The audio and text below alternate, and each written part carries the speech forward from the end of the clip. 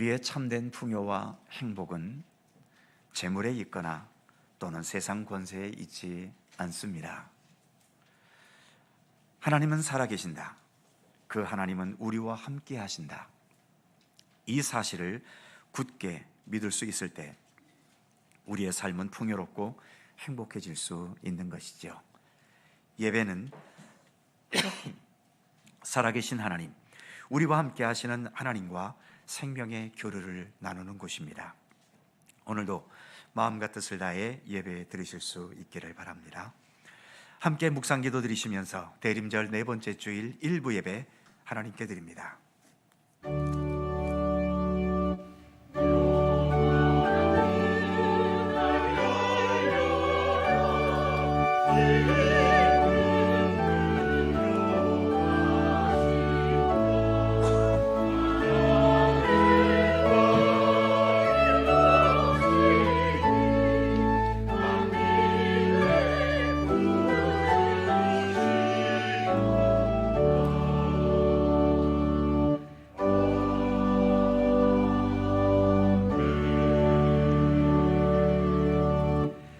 성문으로 나아가라 나아가라.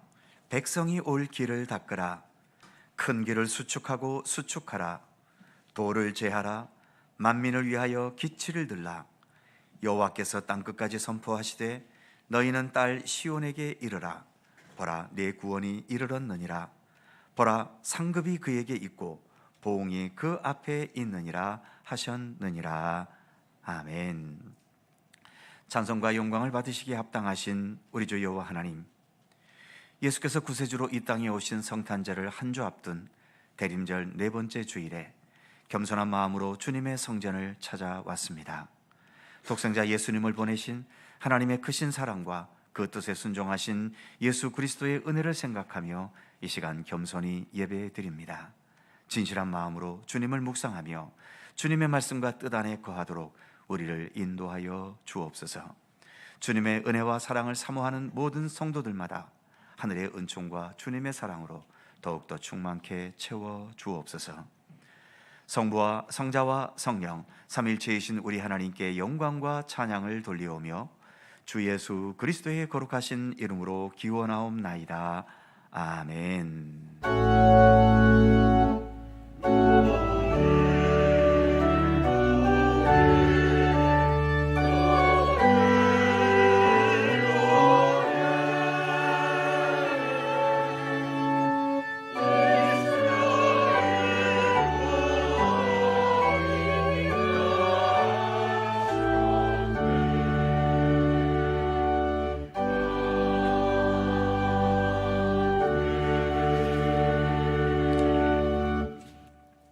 다 함께 일어나셔서 찬송가 68장을 찬송하겠습니다.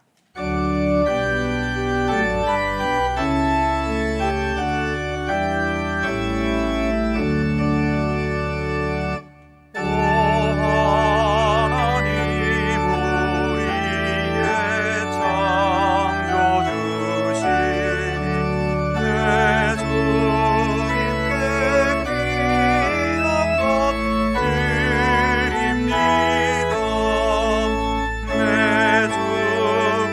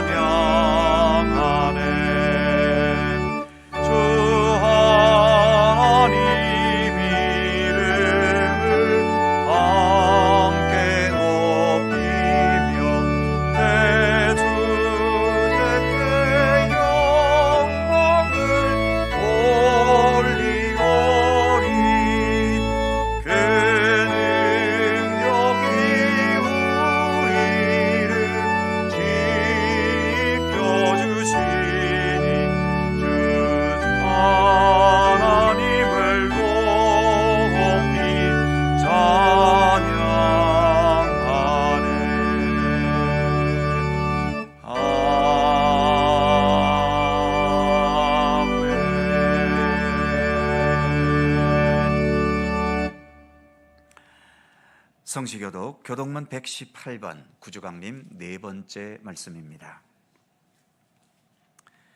우리 하나님의 말씀을 함께 교독합니다. 나는 시온의 의가 빛같이 예루살렘의 구원이 횃불같이 나타나도록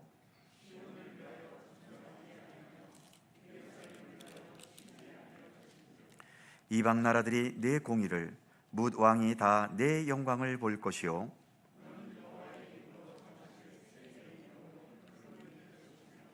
너는 또 여호와의 손의 아름다운 관 내 하나님의 손의 왕관이 될 것이라.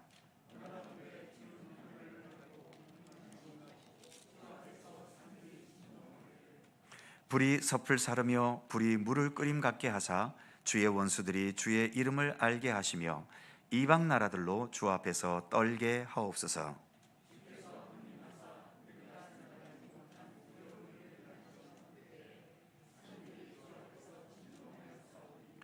주 외에는 자기를 앙망하는 자를 위하여 이런 일을 행한 신을 옛부터 들은 자도 없고 귀로 들은 자도 없고 눈으로 본 자도 없었나이다. 아멘. 함께 주보를 보시거나 앞에 화면을 보시면서 공동기도와 고백의 기도를 우리 하나님 앞에 드리시겠습니다. 우리의 마음을 다하여 한 목소리로 주 앞에 공동기도를 드리오니 사랑과 은혜의 하나님 예수 그리스도를 이 세상에 보내주셔서 감사합니다. 어두운 세상에 빛으로 오셨고 목마른 세상에 생명의 물로 오셨고 영의 양식에 굶주린 세상에 생명의 양식으로 오셨고 방황하는 세상에 선한 목자로 오셨고 우리의 참된 구원을 위한 길과 진리와 생명으로 오셨고 죽음의 길을 가는 우리에게 부활의 주님으로 오심을 감사합니다. 예수께서 이 세상에 오셨다는 것보다 더 귀한 복음이 어디에 있겠습니까? 복잡하고 힘든 세상 속에 우리가 살지만 예수께서 참된 생명의 길로 우리를 이끄시고 우리의 완성되지 못한 생명을 완성하시는 참된 구원의 역사를 이루시고 모든 것을 합력하여 선을 이루실 분이심을 확신하면서 어떤 상황에서도 주님 오심을 기다리는 대림절의 소망과 평화를 놓치지 않게 하옵소서. 우리의 자랑과 기쁨이신 예수 그리스도의 이름으로 기도드립니다. 아멘. 우리의 삶을 돌아보며 겸허한 마음으로 주 앞에 고백의 기도를 드리오니 거룩하신 하나님, 대림절 마지막 주간에 구원자이신 예수님을 기다리며 마음 깊이 남아있는 모든 죄악을 씻어내기 원합니다. 찬양과 감사 대신에 원망과 불평이 있었던 우리의 입술을 주님 앞에 내어놓습니다. 죄악의 권세에 내어주어 육신의 정욕을 채우는 도구로 사용했던 우리의 손과 발을 주님 앞에 내어놓습니다.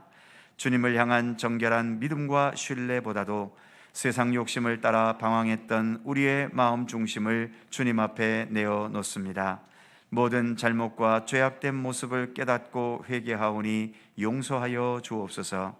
우리의 모든 몸과 마음과 중심이 오직 주님께서 기뻐하시는 의의 도구로 사용되도록 회복시켜 주옵소서.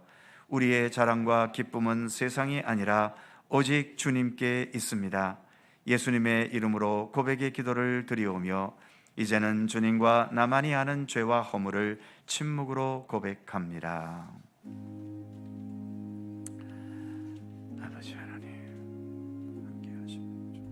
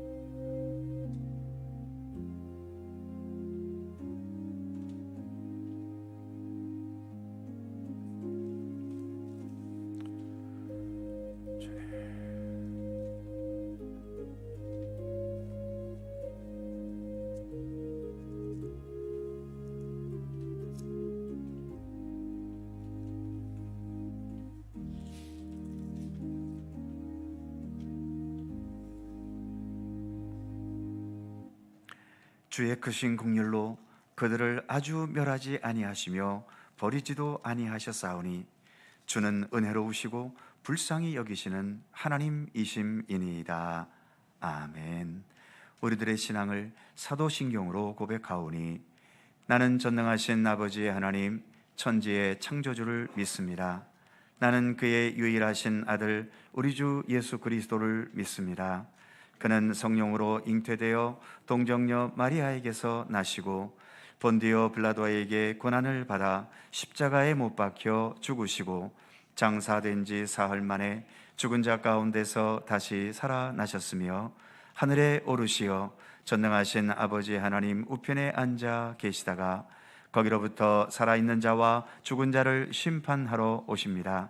나는 성령을 믿으며 거룩한 공교회와 성도의 교제와 죄를 용서받는 것과 몸의 부활과 영생을 믿습니다. 아멘. 자리에 앉으시겠습니다. 찬송가 104장 함께 부르시고 이인갑 안수집사님께서 기도하시겠습니다.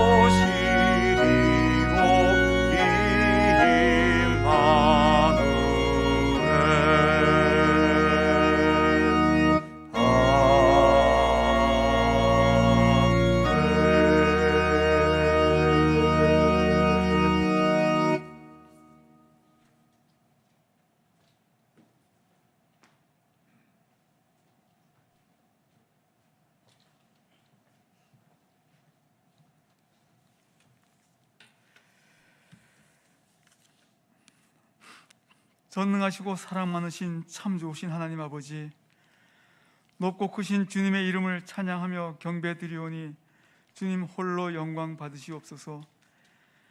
지난 한 주간 하나님 아버지의 자비로운 손길이 저희들을 지켜주시고 인도하여 주시어 대림절 넷째 주일로 지키는 오늘 거룩한 날, 주님 계신 성전에 나와 찬송과 기도와 헌신으로 예배하게 하시오니 참 감사합니다.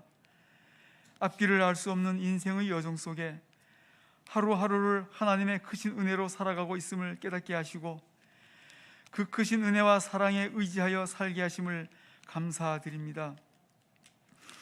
자비로우신 하나님, 그러나 저희들은 주님의 선하신 뜻대로 살지 못하고 허탄한 세상의 풍조에 물들고 세상의 쾌락과 물질에 대한 욕심과 개인의 만족과 안위를 위하여 이기적인 삶을 살았음을 용서하여 주옵소서. 아무리 주님 뜻대로 사노라고 노력하여도 지나고 보면 부족하고 허물 많고 내 뜻대로 살아온 죄인임을 깨달을 뿐이옵니다. 조금 더 내 자신을 내려놓고 주님을 바라보며 내 주변과 세상을 향하여 겸손함과 신실함으로 주님의 자녀된 본분을 다하도록 도와주옵소서. 사랑의 하나님, 구원과 평화의 왕으로 오신 예수님을 기다리는 대림절 기간을 보내고 있사옵니다. 전쟁과 핍박과 다툼과 굶주림과 아픔이 끊임없이 이어지고 있는 이 땅에서 고통당하며 죽음의 공포와 위험 속에 살아가는 수많은 사람들에게 참된 평안과 구원의 희망이 임하도록 도와주시옵소서. 이 땅에 진정한 평화와 기쁨이 충만한 대림절과 성탄절이 되기를 간절히 바라옵니다. 하나님 아버지, 오늘 오후에는 우리 교회 항존직분자 은퇴와 임직식이 예정되어 있사옵니다. 하나님께서 주신 사명과 직분을 잘 감당하여 순종과 충성을 다하신 분들과 또 새로 임직하는 사명자들이 하나님의 도우심과 인도하심으로 우리 갈릴리 교회가 믿음의 반석 위에 굳게 세워져 가는데 이바지하는 직분자의 본분을 다할 수 있도록 힘과 능력을 더하여 주옵소서. 자비로우신 하나님, 육신의 나약함과 원치 않는 병으로 고통당하며 투병 중인 성도들이 많이 있사옵니다. 이 추운 겨울에 더 힘들고 어려움이 있사오니 주님의 긍휼을 베풀어 주시옵소서. 하루빨리 모든 환우들과 연로하신 어르신들의 건강이 회복되어 주님께 영광 돌리며 더욱 굳건한 믿음의 길을 갈 수 있도록 인도하여 주옵소서.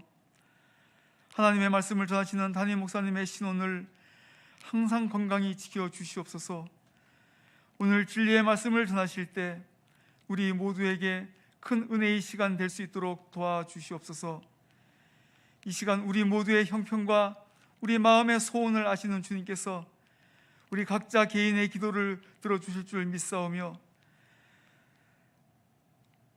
온몸과 정성을 다하여 헌신과 찬양을 드리는 샬롬 찬양대의 찬양을 기쁘게 흠양하여 주시옵소서.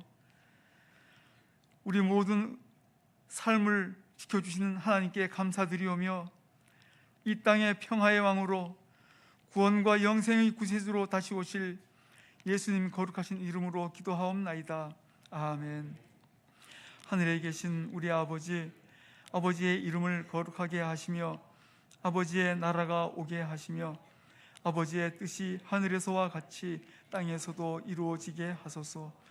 오늘 우리에게 일용할 양식을 주시고 우리가 우리에게 잘못한 사람을 용서하여 준 것 같이 우리 죄를 용서하여 주시고 우리를 시험에 빠지지 않게 하시고 악에서 구하소서.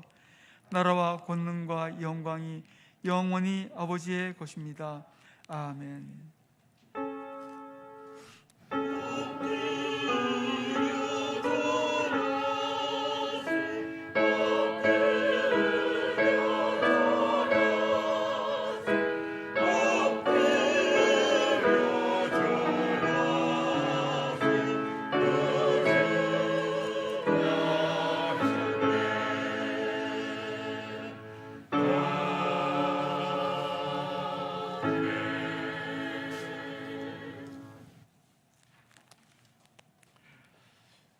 오늘 우리에게 주시는 하나님의 말씀은 구약성경 이사야 7장 10절입니다.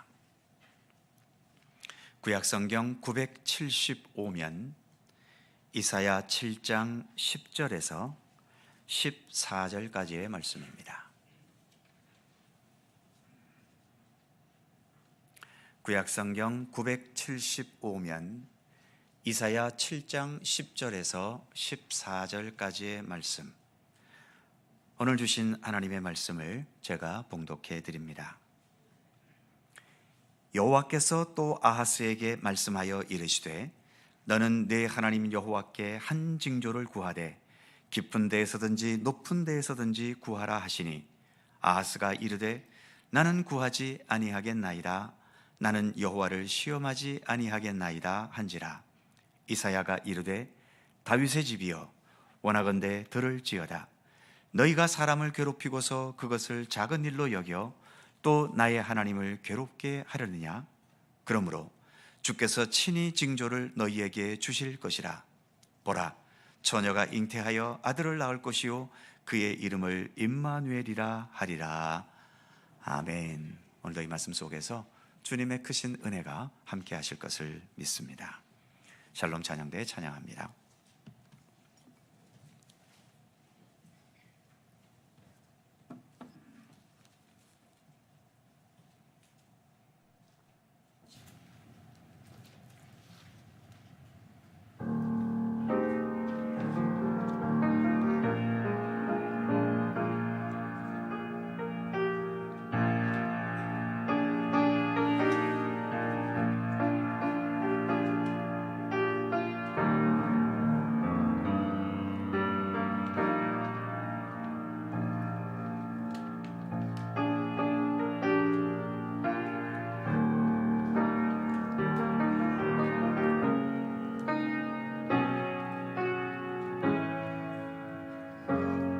부르신 이가 하나님,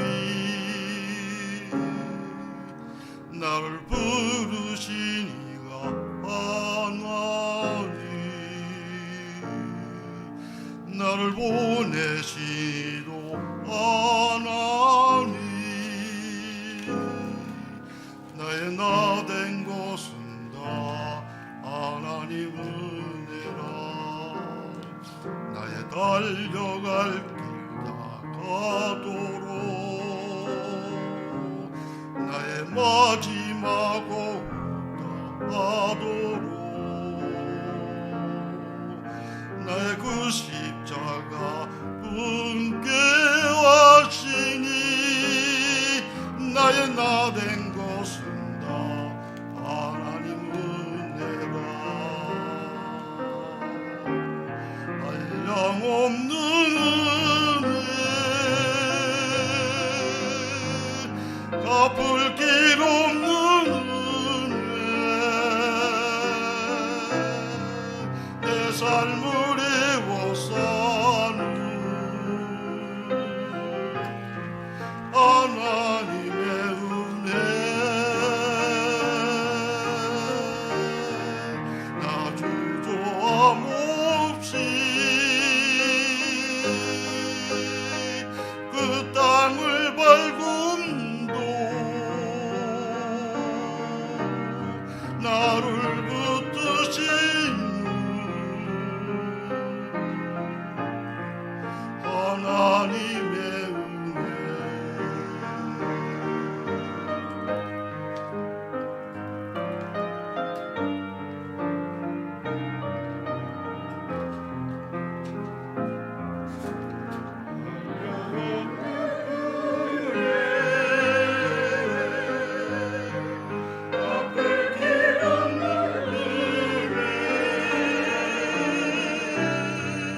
내 삶을 애워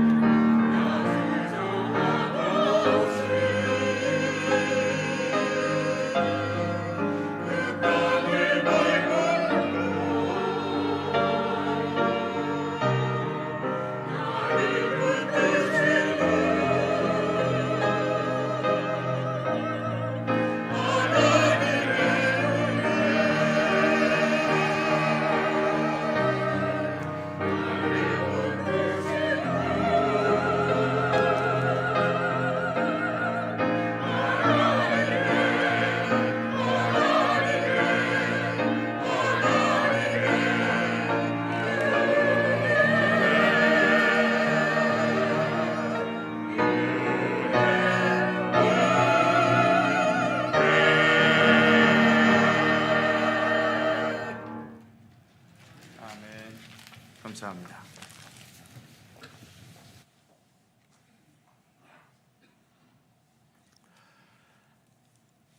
초심으로 돌아가라는 말이 있지요. 뭔가 일이 복잡하게 꼬여만 가고 그 꼬인 것을 어디에서부터 풀어야 할지 찾지 못할 때, 또는 모르는 길을 가다가 동서남북 방향을 잃어버렸을 때 다시 처음으로 돌아가서 풀어가는 것이 대부분 상책입니다. 컴퓨터나 휴대폰도 뭔가 이유 없이 작동에 오류가 생기면 리셋 버튼을 누르거나 또는 초기화시켜야 해결될 때가 많이 있죠. 지금 우리가 사는 세상은 정말 뭐가 뭔지 알 수 없을 만큼 심하게 복잡한 것들이 많기 때문에 어떨 때는 그냥 모든 걸 처음부터 다시 시작했으면 좋겠다는 생각도 자주 듭니다. 성경에도 초심을 버렸다는 말이 있죠. 요한계시록 2장에서 에베소 교회를 향해 주신 말씀 중에 너희는 처음 사랑을 버렸다는 책망이 있습니다. 주님을 처음 만났을 때의 감격이 있었을 것이고 그 감격 속에서 가장 순수하고 진실한 믿음의 결심이 있었을 텐데, 하지만 세월이 흐르고 환경이 바뀌면서 그 진실성, 순수성, 그리고 겸손함이 사라지고 껍질만 화려하고 두꺼운 모습으로 변질돼 버렸다는 거죠. 오늘도 항전직으로 임직하시는 분들이 계신데, 저도 처음에 목사 안수를 받으면서 정말 순수한 마음으로 결심한 것들이 있었습니다. 지금도 그때의 순수한 결심을 얼마나 잘 지켜가고 있는지, 혹 세월이 흐르면서 그 결심에서 벗어나 있는 것은 없는지 늘 돌아보며 목회를 끝내는 그날까지 초심을 잃지 않기 위한 노력을 계속 기울여 가야 되겠지요. 오늘의 본문은 이사야 선지자 시대 때의 아하스 왕과 관련된 내용입니다. 우리나라 주변에도 여러 강대국들이 있어서 우리를 호시탐탐 노려왔듯이 그 당시에는 아수르라는 강대국이 주변의 여러 나라들을 괴롭혔지요. 그래서 남북 이스라엘 중에 북이스라엘과 아람이라고 하는 두 나라가 동맹을 맺어서 이 아수르의 세력을 대항하려고 했던 겁니다. 동맹 세력을 더 강화할 필요가 있어서 아람과 북이스라엘 연합국은 남방 유다 왕인 아하스에게도 이 자기들 동맹에 참여해 줄 것을 요구합니다. 하지만 아하스는 친아수르파 사람이었고 또 괜히 그들의 동맹에 가담했다가 아수르의 심기를 건드리는 것을 두려워해서 이 동맹을 거절합니다. 그랬더니 북이스라엘과 아람 연합군은 동맹을 거절하는 이 남방 유다를 먼저 치겠다고 위협을 했던 거죠. 아하스는 이 위협 때문에 걱정과 두려움에 빠졌고 이 위기를 모면하기 위해서 아수르에게 찾아가서 도와달라고 손을 벌리려고 했던 거죠. 바로 이때에 하나님께서 이사야 선지자를 아하스에게 보내셔서 너는 아무것도 의지하지 말아라, 오직 하나님만을 의지해라, 이렇게 권고하면서 오늘 우리가 봉독한 말씀을 주신 것입니다. 그런데 아하스는 믿음이 없는 사람이었지요. 믿음이 없다는 것은 어디에서 드러날까요? 믿음이 없으면 힘에는 더 큰 힘으로만 해결하려고 하고, 돈 문제 앞에서는 더 많은 돈으로만 해결하려고 하고, 폭력 앞에서는 더 강한 폭력으로만 해결하려고 하게 되지요. 우리들도 상식적으로는 그렇게 생각하고 그렇게 알고 있지 않습니까? 하지만 그렇게 더 큰 힘, 더 많은 돈, 더 강한 폭력이 우리에게 주어진 이 여러 모든 문제들을 해결해가는 근본적인 해결책이 될 수 있을까요? 한동안 우리나라도 모든 문제는 빈곤에 있다고 생각했고, 그래서 국민소득이 많아지면 모든 문제가 해결되고 태평성대가 펼쳐질 거라고 기대했었습니다. 그래서 경제개발계획, 새마을 운동 등을 통해서 정말 우리는 이렇게 잘 사는 선진국 대열에 우리가 올라섰지요. 정말 자랑스러운 일이고, 우리가 기대했던 대로 빈곤의 문제가 극복된 것도 분명한 사실입니다. 그런데 여전히 우리 백성들은 행복해 하지를 않습니다. 정치는 뭐가 그렇게 문제인지 언제나 극한 대립 상황에서 좀처럼 벗어날 줄을 모르죠. 이렇게 풍요롭게 되었는데 왜 자살률은 세계에서 제일 높을까요? 특히 어르신들처럼 고생도 안 해본 청소년들의 자살률이 왜 세계에서 제일 높게 나올까요? 왜 이렇게 많은 사람들이 풍요로운 가운데서도 살 맛을 잃어버리고 있는 걸까요? 풍요와 재물이 삶의 중요한 요소인 것은 부정할 수 없지만, 그러나 그 풍요와 재물이 우리 인생의 근본적인 해결책은 될 수 없기 때문입니다. 그런 면에서 지금 아하스가 아수르라는 그 폭력적인 강대국을 의지하려 하는 것은 남유다가 처한 현실에 대한 근본적인 처방이 아니라 눈앞의 위기만을 모면하려는 가볍고 일시적인 처방일 뿐이라는 거죠. 이런 아하스에게 하나님께서는 11절 말씀에서처럼 너희 하나님 여호와께 한 징조를 구하라고 말씀하십니다. 하나님께 징조를 구해라. 하나님께 징조를 구한다는 것은 무슨 의미일까요? 그것은 너희는 하나님의 피조물인 인간이고, 그래서 너희의 출발점은 나 하나님에게서 시작되었음을 알라는 것입니다.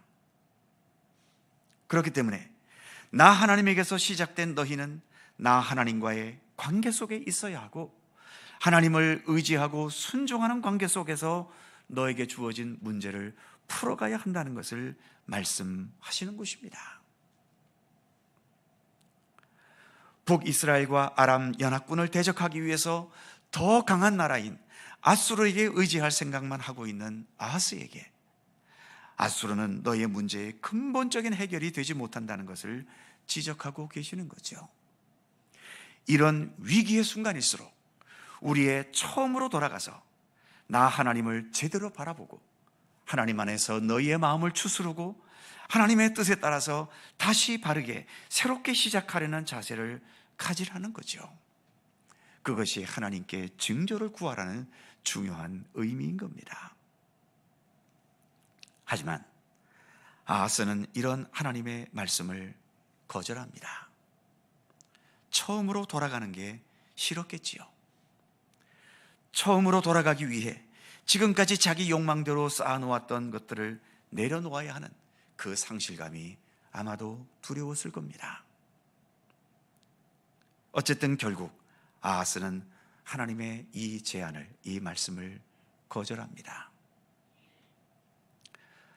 그럼에도 불구하고 하나님께서는 아하스가 거절하니까 아예 일방적으로 징조를 주시겠다고 말씀하십니다.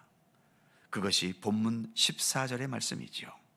14절을 보면 그러므로 주께서 친히 징조를 너희에게 주실 것이라.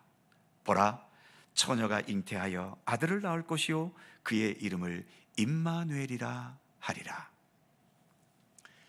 하나님께서 아하스에게 주시는 일방적인 징조는 처녀가 잉태를 해서 임마누엘이라는 이름의 아기를 낳는다는 겁니다. 어떻습니까? 눈앞에 다가온 위기 앞에서 두려워하고 근심하는 아하스에게 처녀가 잉태하여 아들을 낳는다는 게 이 징조가 과연 무슨 도움이 될까요? 상대방을 무찔러 이기는 막강한 군대를 징조로 주시든지 아니면 승리의 면류관 같은 것을 징조로 주셔야 하지 않았을까요? 힘도 없는 여인이 이제 잉태해서 어느 세월에 아들을 낳고 또 그 아들이 어느 세월에 자라서 인간구실을 하게 될까요? 지금 위기는 눈앞에 닥쳐 있는데 처녀가 잉태하여 아들을 낳는다는 게 도대체 무슨 도움이 되겠습니까? 그런데도 하나님께서는 그 징조를 아하스에게 일방적으로 주시면서 이 처녀가 잉태하여 아들을 낳을 것인데 그 아들의 이름은 임마누엘, 즉 하나님이 우리와 함께 계신다는 징조가 되리라고 말씀하십니다. 임마누엘, 즉 하나님이 우리와 함께 하신다는 것. 하나님께서 우리와 함께 하신다는 증거는 과연 어디에서 나타날까요? 그리고 하나님이 우리와 함께 하시면 우리는 어떤 싸움에서 무조건 이기게 될까요? 그래서 하나님이 함께 하시면 모든 것이 우리가 바라고 원하는 대로 만사형통하게 다 이루어져 갈까요?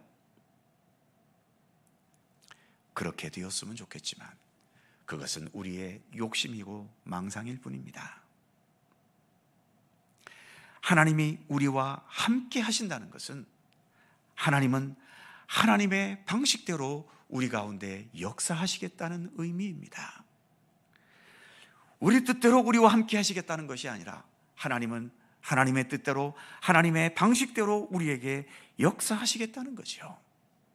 그렇다면 하나님의 방식은 어떤 것입니까? 하나님의 방식은 생명입니다. 하나님의 방식은 사랑입니다. 그리고 하나님의 방식은 평화입니다. 더 나아가 정의와 공평입니다. 그리고 진실입니다. 더 나아가 선하고 아름다운 것입니다. 그리고 하나님의 방식은 진리입니다. 이런 것들이 성경에 나타난 하나님의 방식이지요. 하나님의 방식이면서 우리의 삶의 근본인 것이고 우리의 삶을 시작하게 하신 하나님의 손길이기도 하는 것입니다. 그래서 하나님이 우리와 함께 하신다는 것은 하나님이 우리와 함께 하심으로 인해서 우리가 다시 처음에 그 진실한 자리로 돌아가게 된다는 의미가 아니겠습니까? 아직 아이조차 낳아보지 않은 그 처음 자리인 처녀의 자리, 그리고 여인이 최초로 아이를 낳게 되는 그 진지하고 순전한 자리. 아마 아이를 낳아보신 어머님들은 첫 아이를 잉태하고 출산했을 때 그 순수한 꿈과 또 진지한 마음가짐을 기억하고 계실 것입니다. 바로 하나님께서는 아하스를 향해 지금 눈앞에 닥친 현실에만 집착하거나 얽매이지 말고 여기서부터라도 너의 처음 가장 순수했고 진실했던 자리, 하나님께서 하나님의 진리와 선하신 계획과 섭리로 너의 삶을 시작하게 하셨던 그 처음 자리로 돌아가라는 것이지요. 그것이 하나님께서 아하스에게 주신 징조인 것입니다. 오늘 이 본문 말씀의 처녀 잉태와 임마누엘 징조의 말씀은 신약 마태복음 1장 23절에서 예수님의 탄생과 관계된 구절로 인용되고 있습니다. 마태복음 1장 23절을 보면 보라, 처녀가 잉태하여 아들을 낳을 것이요 그 이름을 임마누엘이라 하리니 이를 번역한즉 하나님이 우리와 함께 계시다 함이라. 마태복음 저자는 왜 이 구절을 예수님의 탄생과 연관시켰을까요? 예수님은 하늘에서 금수레를 타고 어른의 모습으로 오지 않으셨습니다. 우리 사람과 똑같은 잉태의 과정을 거쳐서 출생하셨지요. 예수님은 우리 인간의 삶을 처음부터 시작하셨습니다. 하나님의 아들이라는 권세를 힘입고 중간에 치고 들어오신 게 아닙니다. 예수님은 우리 인간들이 거쳐가는 인간으로서의 모든 시작의 과정을 그대로 다 거쳐 가셨던 거죠. 우리들이 하나님의 손길로 태어나는 시작점이 있듯이 예수님도 이와 같은 시작 지점이 있기 때문에 예수님은 예수님 생애 내내 누가 나를 이 세상에 보내셨는지, 내가 무엇을 위해 이 세상에 보냄을 받았고, 그래서 나는 어떻게 살아가야 하는지 예수님은 그 출발점을 한시도 잊지 않으셨습니다. 아버지께서 일하시니 나도 일한다. 나의 뜻대로 마시고 아버지의 뜻대로 하시옵소서. 예수님은 자신의 삶의 출발점, 시작점이 하나님이셨다는 사실을 한시도 잊지 않으셨던 겁니다. 예수님의 생애에는 화려함도 없었습니다. 그 어떤 세상의 권세를 가지신 적도 없었습니다. 오직 아버지 하나님께로부터 처음 받으셨던 그 뜻과 계획을 십자가의 죽음이라는 그 마지막 순간까지 지켜가시는 그 기본을 잃지 않으셨던 것이죠. 이제 교회록으로 대림절 마지막 주일이고, 다음 주일은 예수께서 탄생하신 성탄절입니다. 여러 차례 말씀드린 것처럼 대림절은 교회력의 시작입니다. 시작이라는 것, 바로 처음으로, 초심으로 돌아가자는 것 아니겠습니까? 이제 다음 주일은 예수님께서 탄생하신 성탄절입니다. 예수님은 우리와 똑같은 처음의 과정을 거치셨습니다. 즉 성탄절도 다시 처음으로 돌아가는 절기여야 한다는 거죠. 사랑하는 성도 여러분, 우리는 인간입니다. 인간의 출발은 흙이었다고 창세기는 말씀하지요. 아무리 풍요로움으로 내 인생을 장식해보고 그 어떤 세상의 권세와 명예를 걸쳐보아도, 그리고 어떤 화려한 미모와 싱싱한 젊음으로 내 삶을 꾸며봐도 하나님의 손길로 흙에서부터 지음받은 존재가 우리 인간이라는 이 사실은 절대로 변하지 않습니다. 내가 아무것도 아닌 흙에 불과한 존재였다는 그 처음 자리를 잊지 마시기 바랍니다.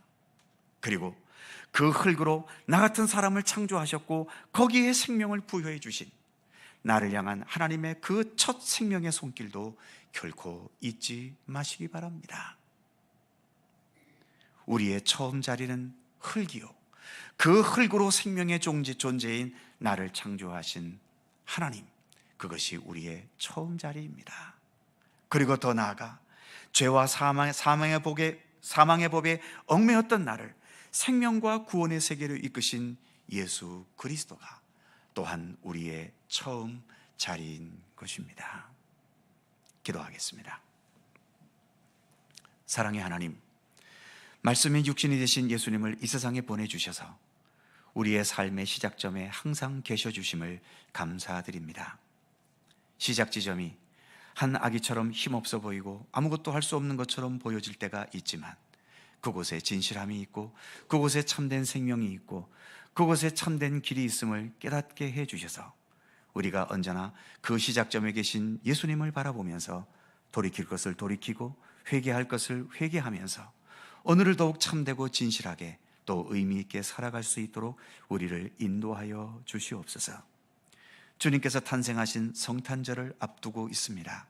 어린아이로 태어나신 예수님을 생각하면서 언제나 믿음의 첫사랑의 순수함과 진실함과 진지함을 잃지 않고 지켜가는 우리 모든 믿음의 백성들 되게 하여 주시옵소서. 감사드리며 우리 구주 예수 그리스도의 이름으로 기도드립니다. 아멘.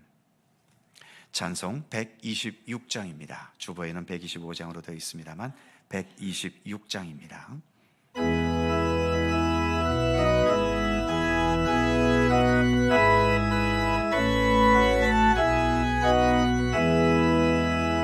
천사 찬송하기를 거룩하신 구주께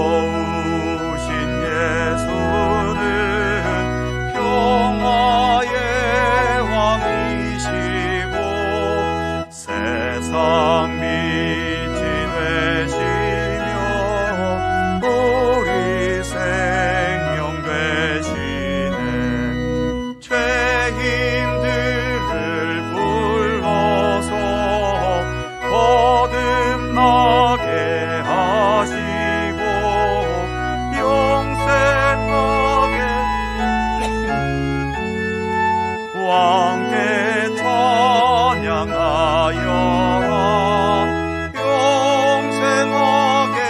하시니 함께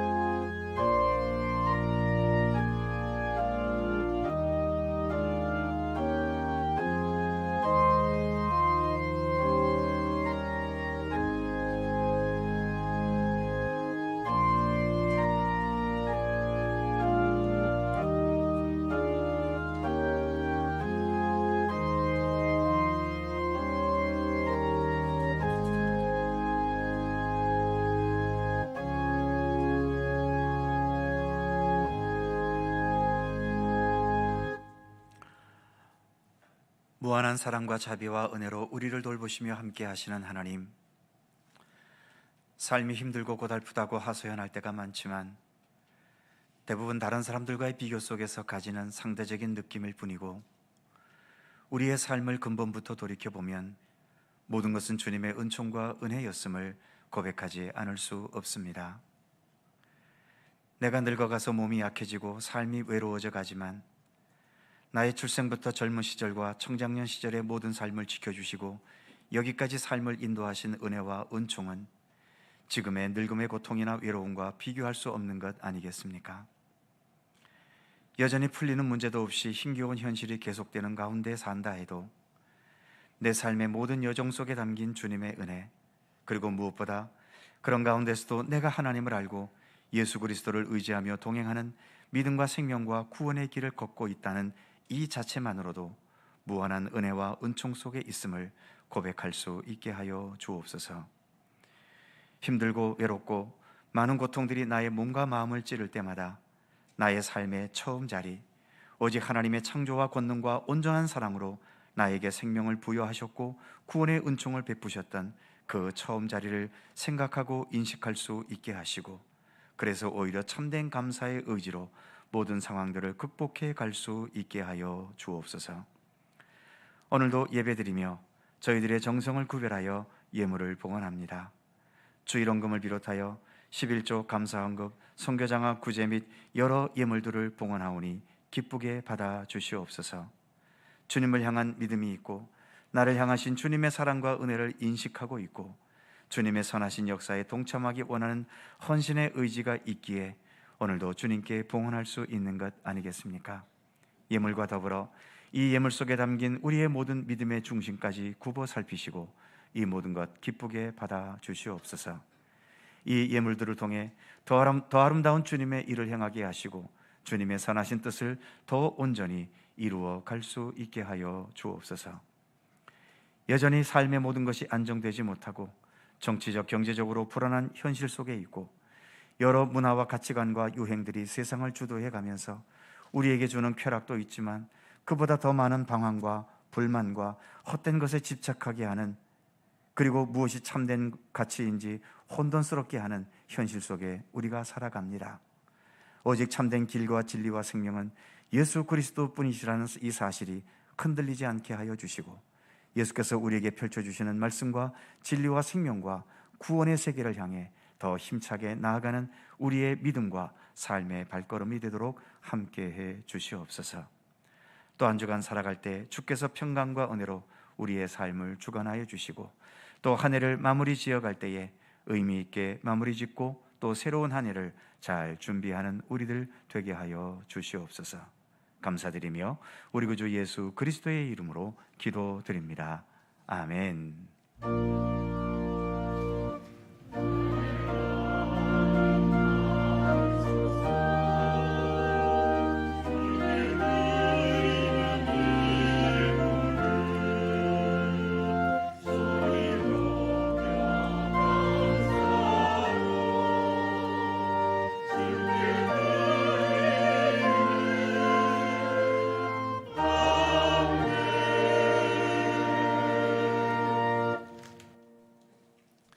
네, 오늘도 이른 아침 일부 예배, 몹시 추운 가운데서도 주님 앞에 나와 예배하신 모든 성도님들에게 주님의 크신 은총과 평강이 함께 하시기를 기원합니다.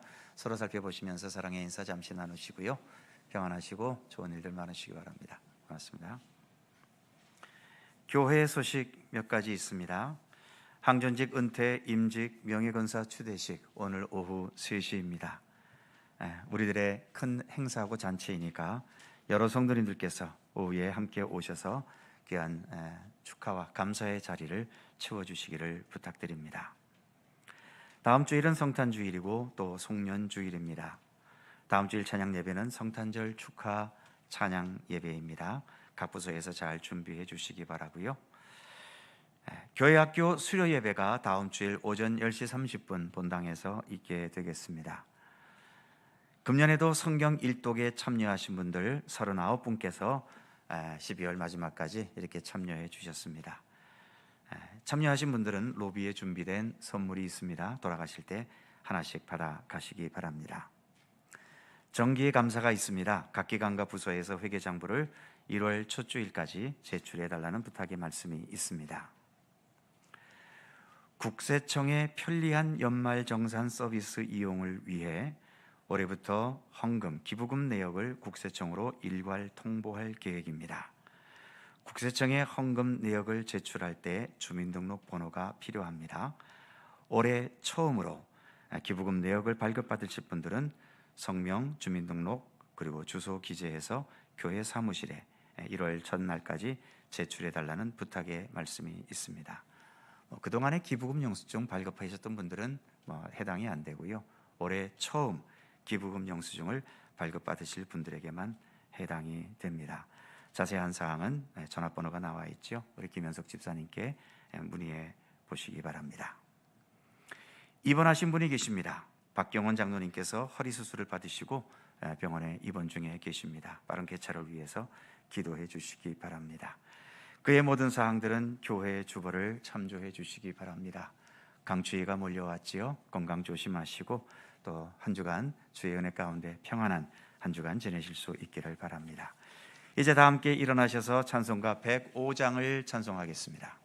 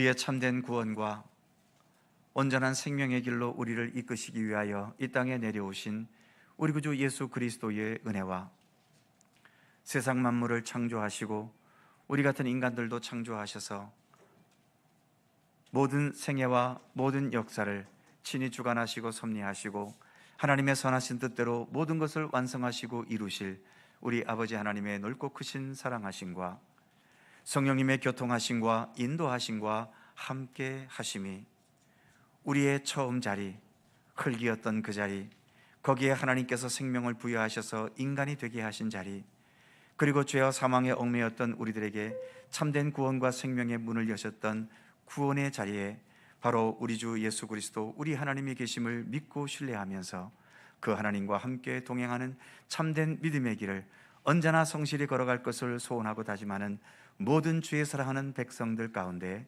언제나 함께 하시기를 간절히 축원하옵나이다. 아멘.